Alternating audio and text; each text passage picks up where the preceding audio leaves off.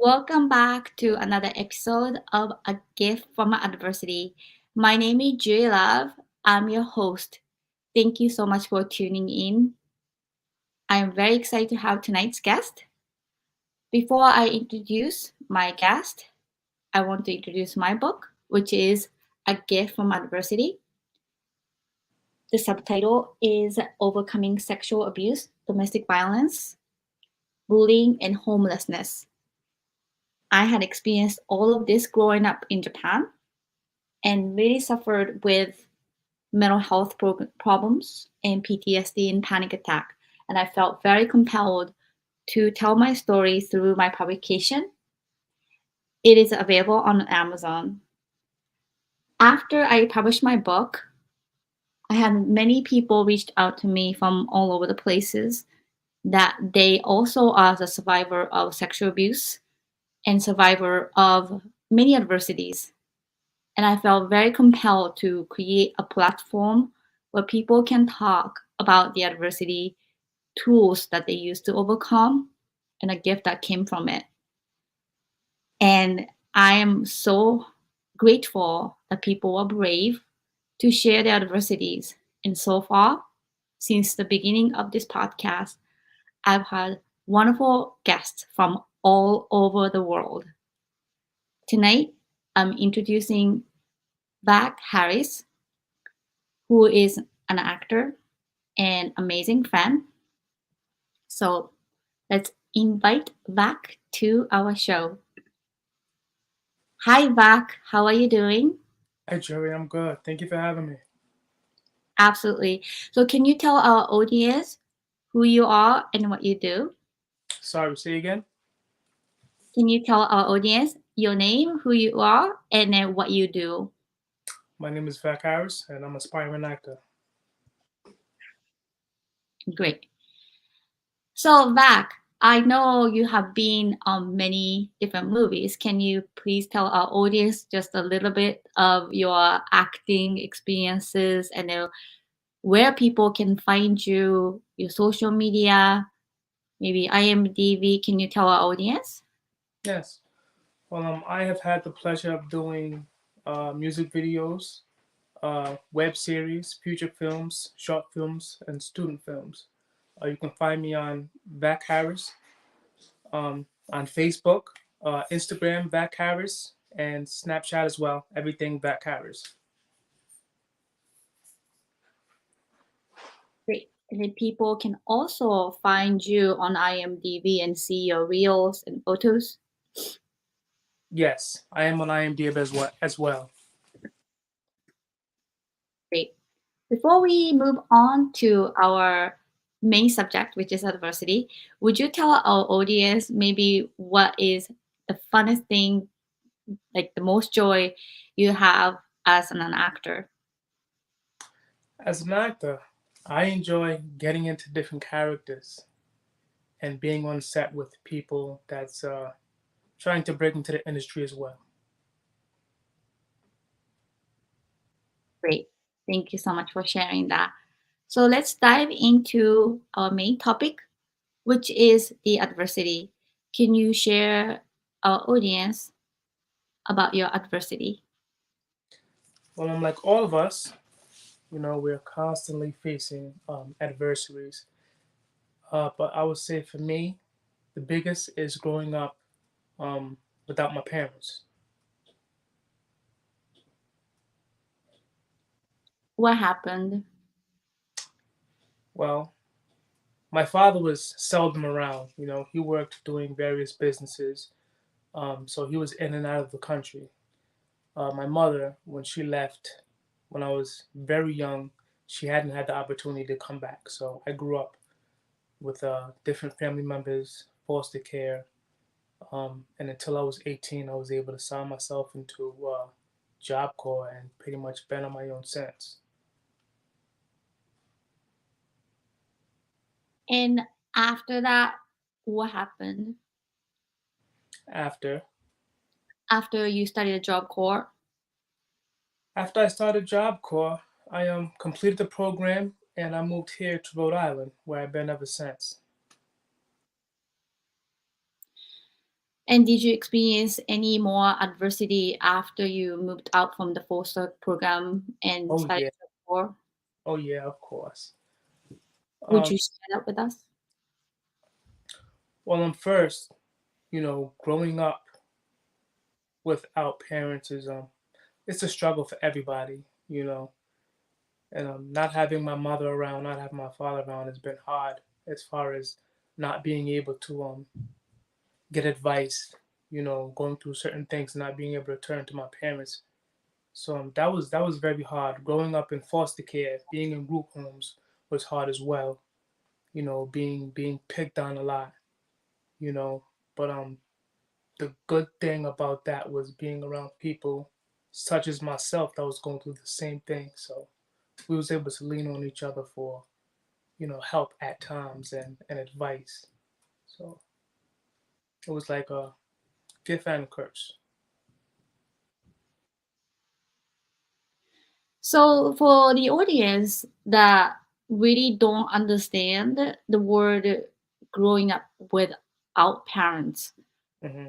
I think a lot of people who are really fortunate to have parents around and hear these things, I don't think people can grasp the magnitude of impact. You kind of mentioned that a little bit, but do you remember specific feelings of growing up, maybe comparing yourself to other kids or maybe self-doubt? Like, what kind of psychological effect do you think you will experience as a child?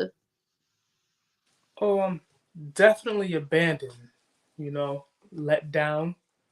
Um, like a disappointment. Definitely seeing other kids with their parents. I could see how fortunate. Some people really don't understand, but it's fortunate to have not just one of your parents but both. And for me, I just felt like abandoned most of the time.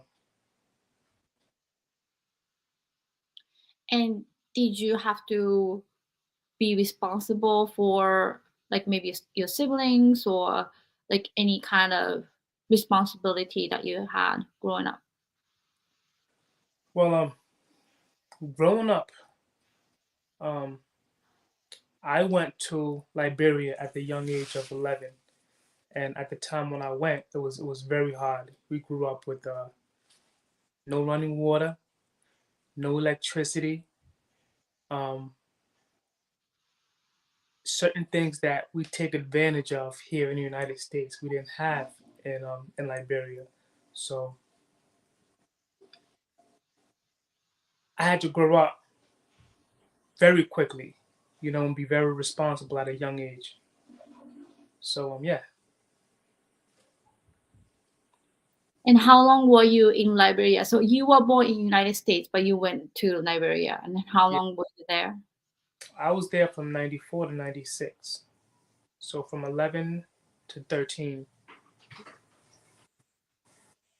And how did it like affect your life? Like, since you were in America with this, waters and all that stuff, then all of a sudden you have this different, completely different life. It taught me to be grateful for one. I learned not to take advantage of the smallest things that we have. But definitely it taught me how to be grateful. And how did you come back again to America? Well, when I first went, I my aunt had sent me on a passport saying that I was a Liberian citizen, which I was not. So fortunately, my mother was able to get my documents from the embassy in Liberia, and I was able to come back once the war broke out in Liberia. So the war broke out. Did you witness any violence or significant event? Oh yeah, a lot. I seen child soldiers, kids my age, some younger, carrying rifles, machetes, It was very violent, especially when you're in a place where you don't have the resources or the ability to take care of yourself and your family. People resort to a lot of different things, which is what I see in Liberia. So you were able to escape from there and I come back was, to America. fortunately, yeah. Do you remember the process? Like I said, my mother was able to get our documents from the embassy, and we was able to get airlifted back to the United States. Then when you Mm. came back to America, that you were now living with other family or foster home. When I first came back in '96, I was with my dad for about the first year before he decided he was going back to Liberia. So once he left to go back to Liberia, I was in foster care. Me and my older brother went from group home to group home until I was 18, and I was able to sign myself out. So just to let our audience know that I had a nonprofit from age 26 for about 12 years. And in the process that I worked with the clients from DYS, Department of Youth Services, and DCF, Department of Children and Family. And I actually went to teach at a group home, and I met clearly, like, remember this 10 years old girl, and I was trying to teach her piano, but she was shaking like a lot. And then I asked her if she was okay. And then she said they just found another group home, and apparently that was her 18th home at age 10. And she said, oh, they probably gonna die soon.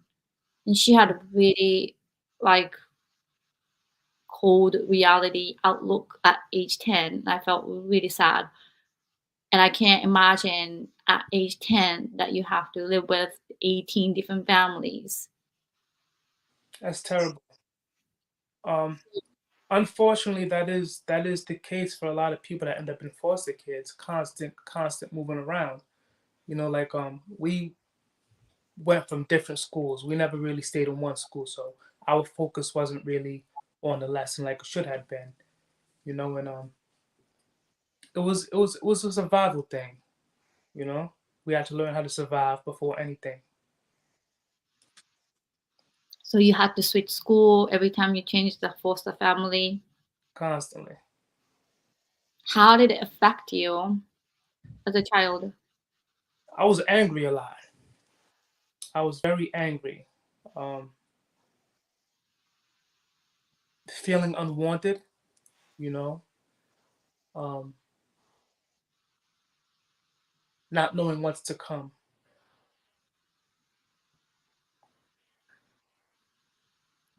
I'm very sorry to hear this, and my heart breaks for you and then your childhood and then what you have to endure at such a young age. And I feel that, you know, as hard as it is, like, did you feel there was somebody growing up that was your advocate, or you have to kind of advocate for yourself and your need? My brother and my sister. They was there for me a lot. Um, they fought battles for me. They would always talk me out of certain things. We was there to lift one another up. You know, and it it sucks because sometimes when I tell people I was in foster care, like they feel bad for me, but that was one time in my life where I felt free.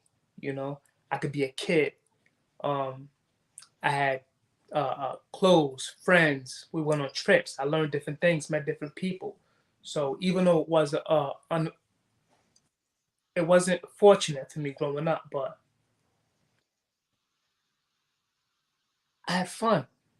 You know, I wasn't with family members that was mistreating me or you know it was different. it was a different kind of love from other people that was in the foster care, along with me. So it wasn't all that bad. Have you stayed in touch with some of the host foster family? Oh yeah, of course. And are they proud of you of who you became? Yeah. Um, the group home is different from being with a foster family. I wasn't with a family. It was a bunch of young boys like myself living in one home. So we had staff supervisors that was pretty much running the house. I see. Um, so after you said you got a job corps, what kind of job corps that you are doing? Job Corps is a program that teaches, you know, gives you a trade. So you go to Job Corps, you learn a trade, you get your GED, and then you move on into the real world. So what I did was building apartment maintenance, which was painting, plumbing, and electrician. And I got my certificate 6 months later, uh, got my GED, and I moved to Rhode Island. And that was when you are like 18? Yeah. So after you got these traits and you start to live on your own and then start to work, hmm I came to Rhode Island, but I was unfocused. So when I came out here, I got myself into a lot of trouble, and I had to learn from a lot of my mistakes before I found the right path. like what kind of mistakes now you're an adult that maybe I don't know if you feel okay to share or not share. Um, Violence for one, gang violence. Um,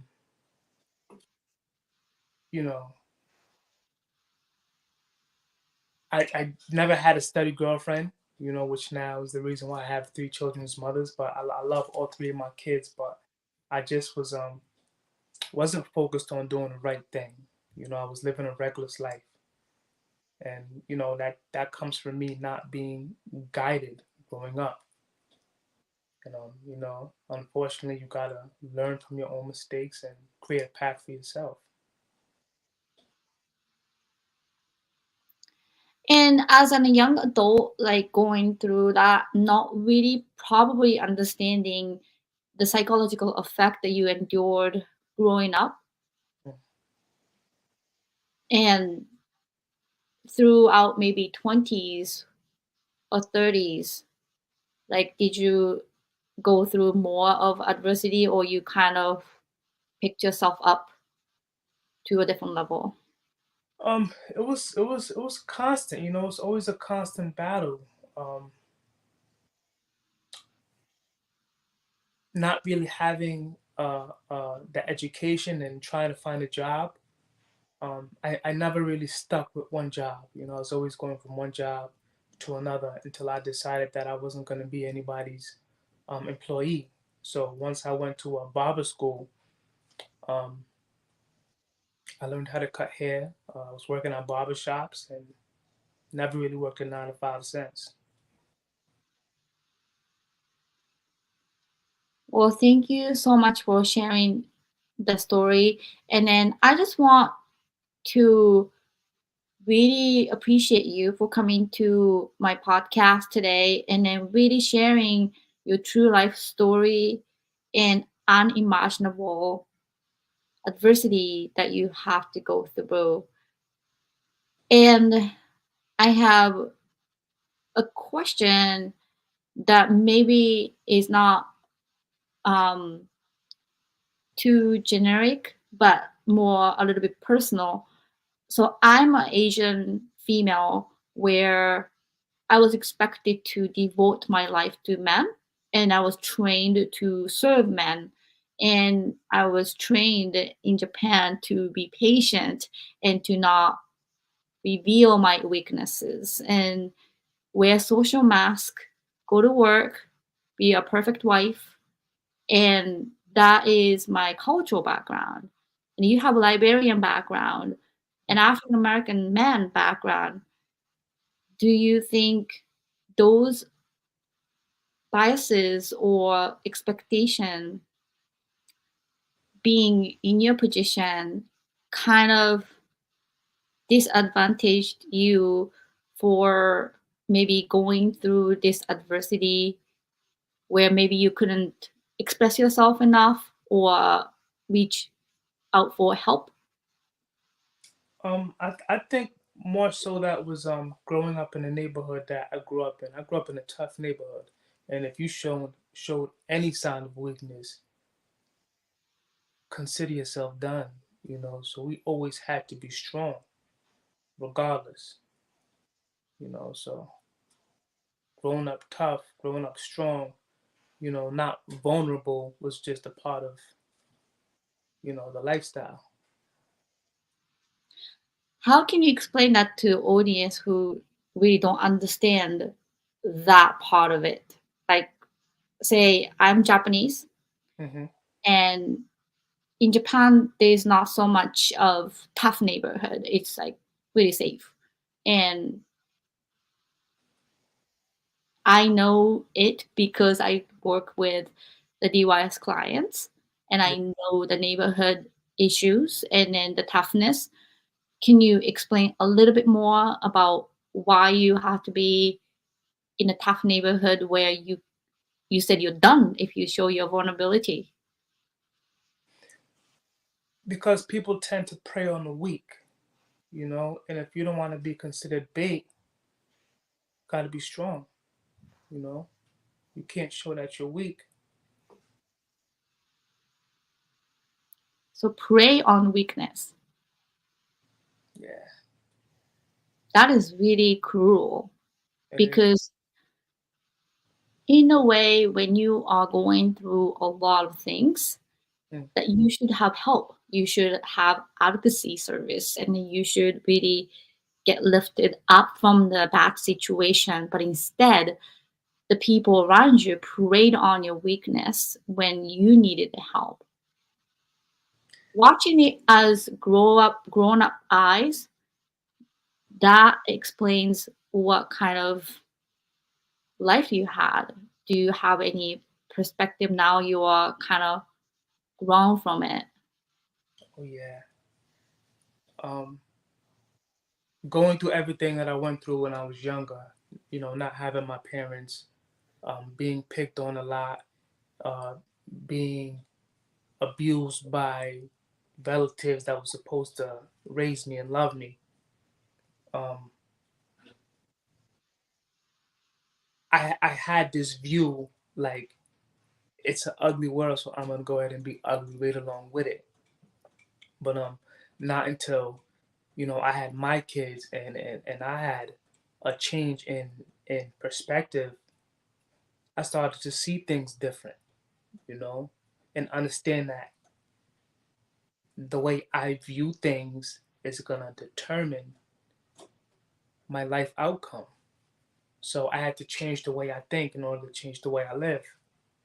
And Yeah, so let's shift to the second question, which is the tool that you use to overcome. You kind of mentioned that now, but I just want to highlight all the guests that came to my show had so many different ways to cope their adversities.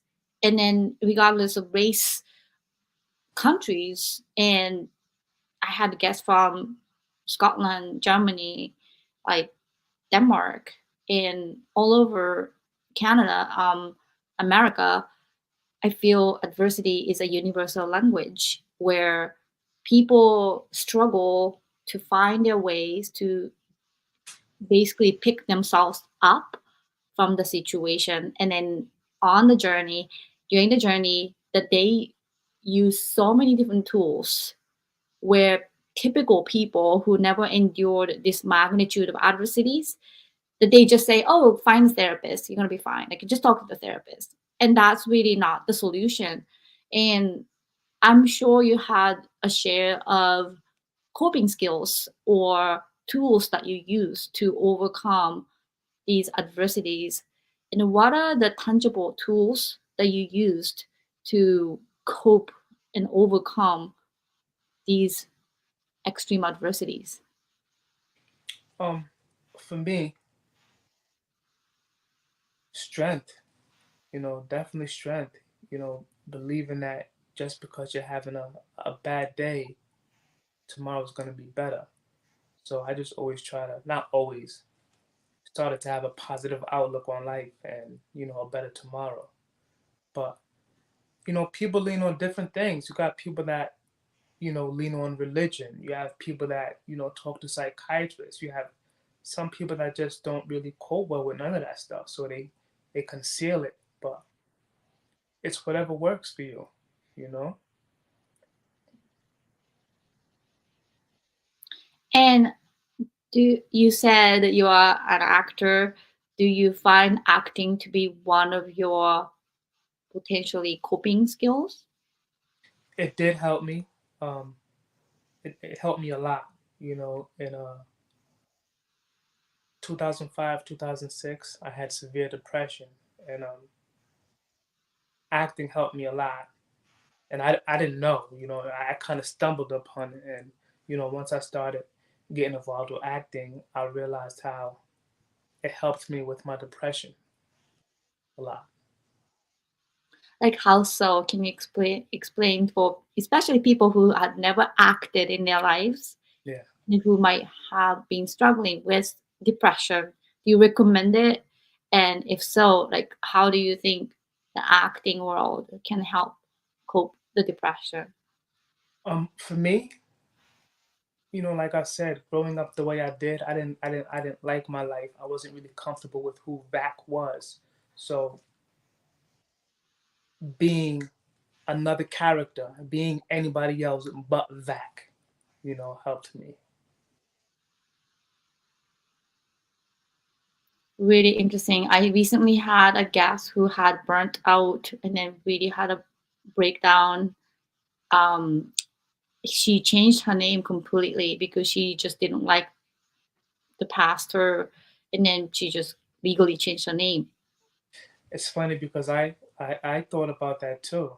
You know, my mother gave me the name the Ken Rat after my great grandfather who was president of Liberia, and I didn't like the name because I always got teased. People couldn't pronounce my name right, so I was teased a lot. And when I started boxing, a lot of people started calling me Tyson. So that's what I leaned on. And at a point, I felt like I'm gonna change my name from Vac to Tyson because it sounds better. It's easier for people to pronounce. And but that's just who I am, you know. So I stick with it. It's interesting because my original name, I don't know if you know, was Shigeta, which is Japanese traditional last name. Say And that. I Shigeta, Shigeta. And I changed it to Love, Love, because love has such a good frequency. And when I became citizenship, you're a citizen, you can change the name for free of charge. So I took advantage of changing my name. And I truly did not like my last name because it was my father's last name. Uh, and my father is my perpetrator. And I really wanted to cut tie with his presence. And then one of the empowering moment was when I changed my last name.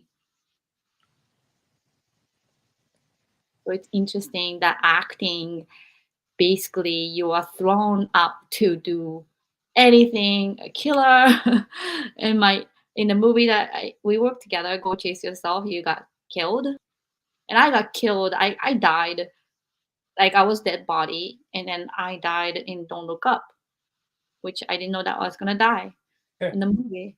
So we live different lives and then different characters. And then to me, acting like you is so much fun, and just being immersed to a completely different world that's created by the producer, director, team, and such a blessing, such an amazing opportunity to live through some of these eyes. And then we talked about the adversities, you know, outside of this program, but I think what I'm from Japan and I can relate to you is that when growing up and have no advocacy for you and there's absolutely no help and you have to rise above from ashes and adversities, that it's almost like living in a fantasy or dream world that you had hoped growing up when you are in like movie set on a movie set.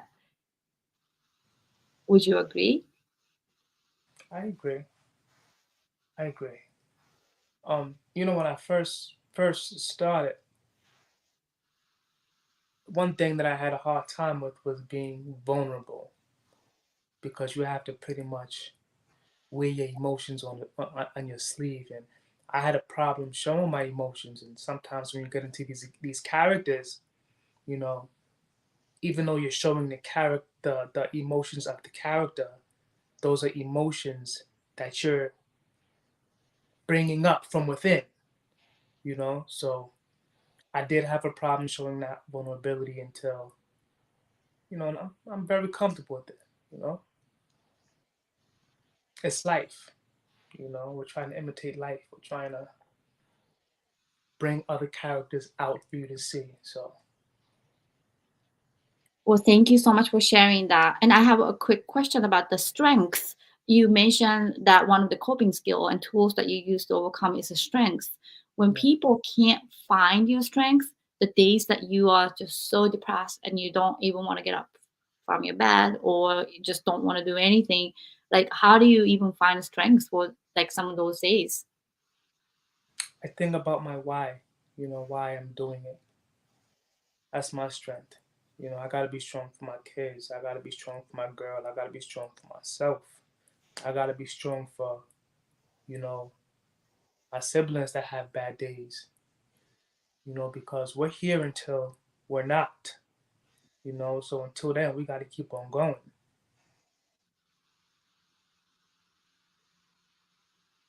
And through the discovery of the strength, like what kind of maybe perspective that you learned? To be yourself, a lot of times people worry about being judged, but you gotta be you, appreciate who you are, regardless what how anybody looks at you. You gotta be open to appreciating who you are, so somebody else can appreciate you. Well, that's really deep, and I really appreciate you sharing that. So let's move on to the last question, which is a gift that came from your adversity. So, how would you say to our audience the gift that came from your adversity? Well, I want to say, me not having my mother, right? I was with a bunch of different women. I have 3 children, and that is my gift. My 3 kids. That's my gift.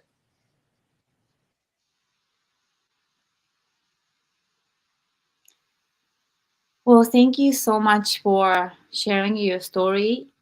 This was my the difficult conversation where people can feel safe and take out the stigma and learn from each other. So thank you so much for being here. Indeed. Thank you for having me. Absolutely. And I would like to give you a last word for people who are listening to this podcast. Do you have any inspirational encouragement word for people who may be going through some of the adversities that you mentioned or being feeling really bad for their days? Tomorrow's another day. Stay strong. Keep your head up and look forward to a better tomorrow. Well, thank you for that. My 5 years old daughter was telling me, oh, just put the bad days behind and look for a good day. She's a smart girl. She's the most courageous human being I've ever met at 5 years old. So, anyways, thank you again, Vac, for coming to A Gift from Adversity. Thank you, Juri. Absolutely. And thank you to our audience for listening to another episode of A Gift from Adversity. I have wonderful guests coming in the month of April and May.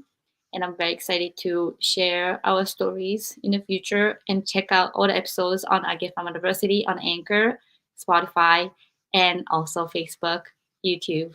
Thank you so much, everyone. Have a great night.